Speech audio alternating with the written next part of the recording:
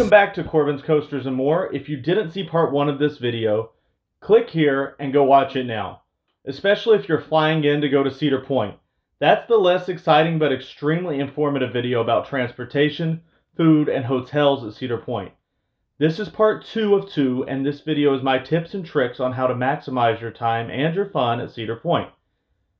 Tip number 1, plan at least 2 days to go to Cedar Point, if not more.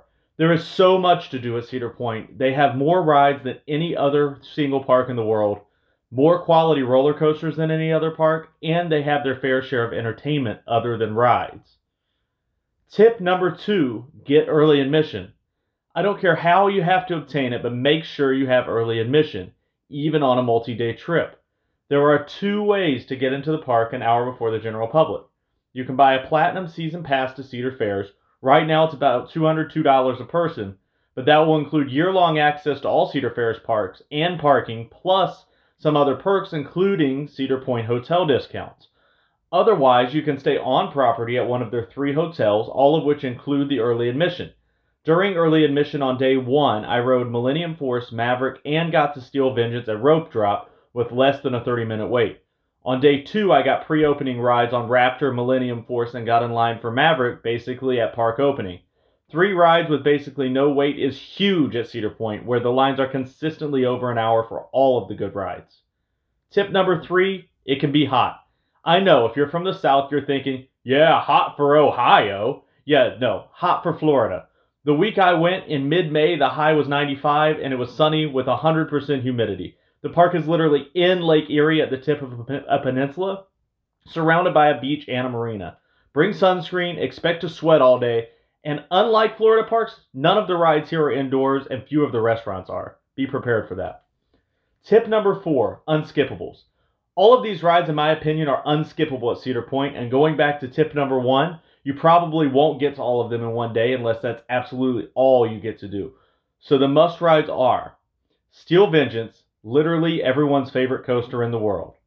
Millennium Force, the original Giga. Maverick, the original Intamin multi-launch. If it happens to be working on the day you visit, Top Thrill Dragster, the world's 2nd fastest ride. Skyhawk is a super intense, fast, tall, flat swing ride. Amazing. Then there are the must rides as long as you have the time, including Magnum 200, the original hypercoaster. So many firsts at Cedar Point. Gemini, which is an underrated old-school hybrid racer. Gatekeeper, the ride that goes over the entrance. Raptor, one of the better suspended B&Ms. And Valraven, especially if you've never experienced a dive coaster. Not as popular of an opinion, but I also love Wicked Twister, especially its setting literally on the beach. Tip number 5, the not rides. Cedar Point actually has a ton of stuff to do other than theme park rides. In the Frontier Town section, you can watch glass being blown in front of you, a real blacksmith, and real wood carvers, as well as other artisans, and you can buy the things they're making.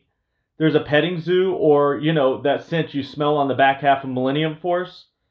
They do have live music throughout the day also, in different locations, including at Backyard Beats Barbecue, and they have a beach. Now, as I'll show in another video, the beach and the lake are actually pretty nasty, and there are dead fish and fish bones to impale yourself on.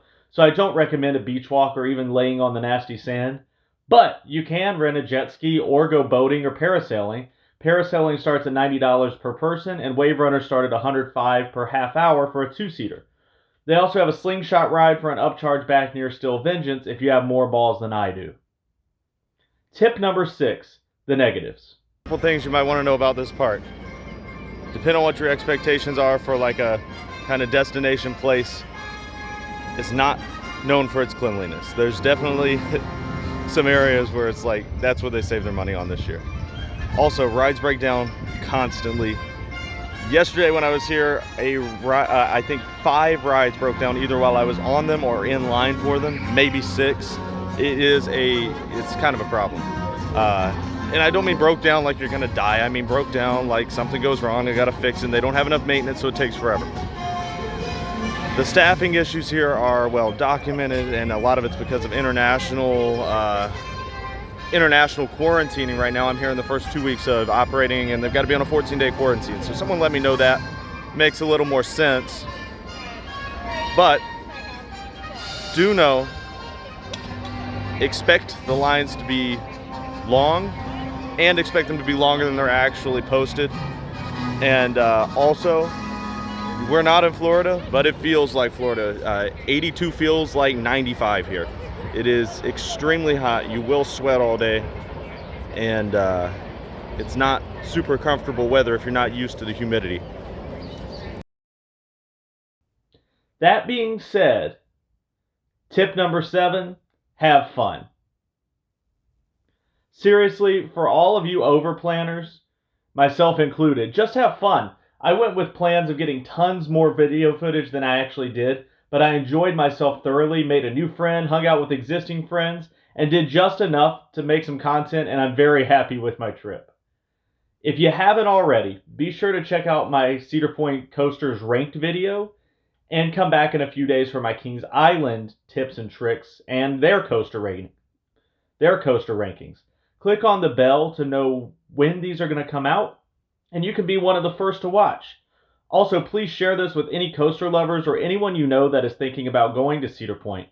If anyone has anything to add or has any questions, please leave it in the comments section below so we can all learn more. If you haven't made it out to the point, I hope you get the chance to, but for now, just watch another video. Thanks for watching Corbin's Coasters and More.